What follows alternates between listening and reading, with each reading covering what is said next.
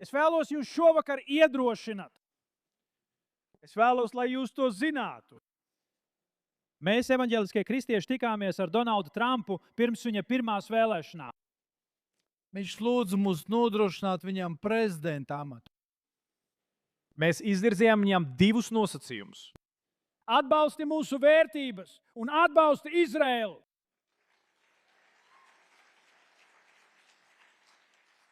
Un Donalds Trumps ir pārsniedzis abas cerības. Es vēlos jūs iedrošināt, nenovērtējiet viņu par zemu. Nenovērtējiet viņu par zemu. Es jums to varu pateikt. Mēs svinēsim Izraēlas Amerikai 250 dzimšanas dienu. Ļoti drīz. Bet 3682 gadus pirms šīs dzimšanas dienas piedzima Izraēla.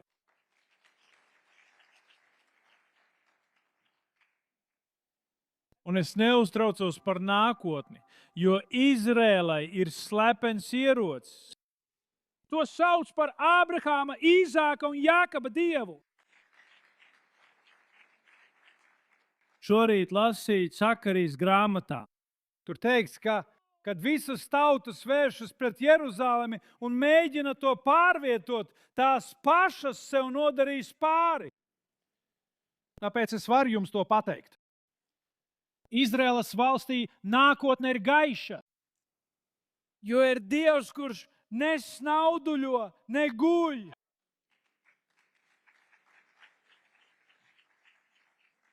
Ziņojums, ko man lūdzu nodot, bija par kristīgo cionistu attiecību unikalitāti. Pārliecinošais vairums pasaules kristiešu, kas sevi par tādiem uzskata, nav cionisti. Taču pārliecinošais vairums pasaules cionistu ir kristieši, nevis ebreji. Mēs esam 750 miljoni. Mēs nevienmēr piekrītam visiem politiskiem jautājumiem, bet mēs esam vienisprātis par derību. Mēs visi piekrītam. Es svētīšu tos, kas tevi svētī, un nolādēšu tos, kas tevi nolāda. Un es varu to pateikt. Mums ir birojs Baltajā namā. Un to vada ļoti pārliecināts evaņģēlisko kristiešu atbalstītājs, starp citu. Un mēs, evaņģēliskie kristieši, visi atbalstām Izraēlu. Mēs visi esam dedzīgi Izraēlas atbalstītāji. Tātad nākotne nav tikai drūma un bezcerīga. Es jums to varu droši pateikt. Es par to esmu pārliecināts. Jūs zināt, pirms dažām stundām uz Hercula kalna notika pasākums par godu Joni Netanjahu. Un tas šķita kā briesmīga traģēdija. Un daudzos veidos tā bija briesmīga traģēdija, Jonija nāve. Bet 1980. gada 30. jūnijā es tikos ar Menahemu Beginu. Un viņš man jautāja, kāpēc jūs atnācāt? Un es atkārtoju jautājumu, un viņš runāja 10 minūtes. Tad viņš atkal teica, kāpēc jūs atnācāt? Un es atkārtoju jautājumu, un viņš runāja vēl 10 minūtes. Tad viņš teica, es tev uzdošu šo jautājumu vēl vienreiz. Neatkārtoju jautājumu. Es teicu, es nezinu. Tu nezini, kāpēc atnāci? Nē, es nezinu. Vai tu vispār kaut ko zini? Es teicu, es zinu, ka Dievs mani sūtīja. Viņš teica, ka viņš tevi sūtīja, bet viņš tev nepateica, kāpēc. Nē, viņš man nepateica, kāpēc. Viņš pagriezās pie sekretāra Kadišai, paspied viņam roku. Tu beidzot esi sastapis godīgu cilvēku. Viņš tic, ka Dievs viņu sūtīs tikties ar premjerministru, un viņš nezina, kāpēc.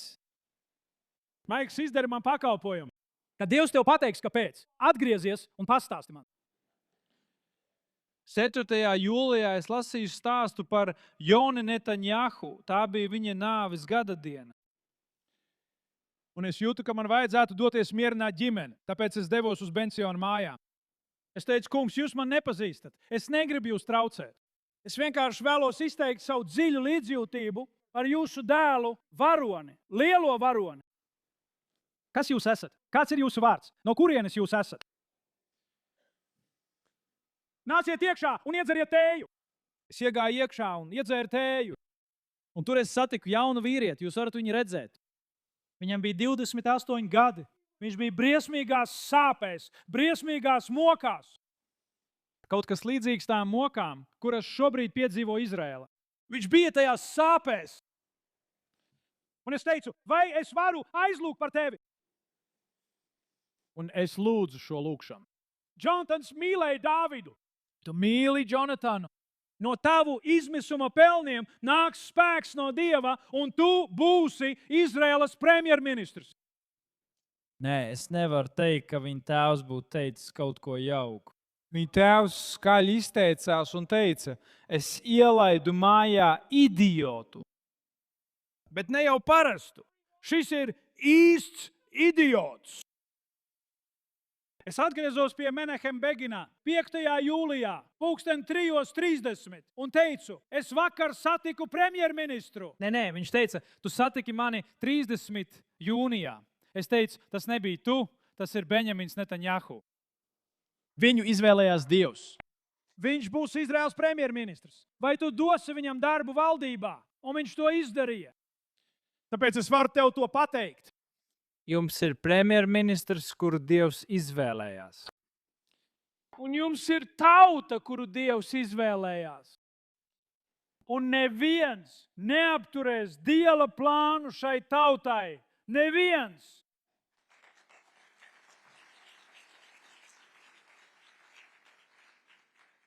Irānai neizdosies to īstenot. Es varu jums pateikt, ka mums tuvojas vidustermiņa vēlēšanas, un tās būs ļoti smagas. Un mums ir jāuzvar šajās vidustermiņa vēlēšanās. Un te ir mans viedoklis. Katrs ir izteicis savu. Mans viedoklis ir, ka lielie zinātnieki Irānā tiksies ar lielo uzņēmēju un sarunu vedēju. Un viņš viņus apspēlēs. Viņš viņus apspēlēs 60 dienas, un vēl 60 un vairāk dienas. Tad es ticu, ka pēc vidustermiņa vēlēšanu uzvaras Amerika piedzīvos un svinēs jauno gadu. Un mums vienmēr ir lieli svētki jaungadā. Un arī Irānā viņam būs lieli svētki. Dievs joprojām ir tronī, un debesīs nav panikas. Esmu šajā valstī nodzīvojis pietiekami ilgi, lai redzētu cīņas, milzīgas cīņas. Kad es atnācu šeit, traktori vilka smiltis, lai meklētu vienas pēdas nospiedumu. Starp citu, viņi rāda attēlu ar Šimonu Peresu. Viņš bija mans priekšsēdētājs. Un Šimons Peres un es, kad es aizgāju pie viņa, kad es viņam jautāju, vai viņš būs mans priekšsēdētājs, viņa komanda nebija īpaši sajūsmā. Viņi teica, nē, viņš ir kahanists. Bet es Šimonam Peresam iepatikos, un viņš piekrita. Un mēs ar Šimonu Peresu bijām kopā ar pāvestu. Un tas nav pāvests, tas ir Džordžs Bušs. Mēs ar viņu bijām kopā ar pāvestu. Un tajā vakariņās bija arī Ajala. Viņi ir šeit. Viņš paskatījās uz mani un teica, Maik, visi mani jautāja, kāpēc es piekritu? Tāpēc, ka tu vēlies veidot draudzības ar Ciānas draugiem. Un viņš teica, bet, Maik, es uzzināju kaut ko par tevi, ko es nezināju. Jā, tevi audzināja kristīgs tēvs, bet tev bija ebreju māte. Un viņa nosauca sava vectēva vārdā, rabīna Mihaila Mekela Kacnelsona vārdā, kurš tika sadedzināts līdz nāvei savā sinagogā kopā ar 2000 ebreju. Bet tu to nezini, Maik. Tu nezini, kas bija tās sinagogas kantora rabīns. Viņš bija mans vectēvs. Viņš bija Talmuda skolotājs un mans vectēvs. Un viņš teica, kā ir iespējams, ka tu un es kļuvām kā ģimene? Līdz sapratu, ka mēs abi nākam no Višņevetas, Baltkrievijā, no koka sinagogas. Lieliskā ziņa ir tā, ka Dievs raksta šo scenāriju un viņam būs pēdējais vārds. Tas, ko jūs darāt, ir ļoti svarīgi. Esmu ļoti pagodināts un sajūsmināts par Alekša vadību jūsu organizācijā. Un es vēlos iedrošināt savus brīnišķīgos kristiešu cionistu draugus būt tam daļai. Tas ir fantastiski. Dievs jūs bagātīgi svētī.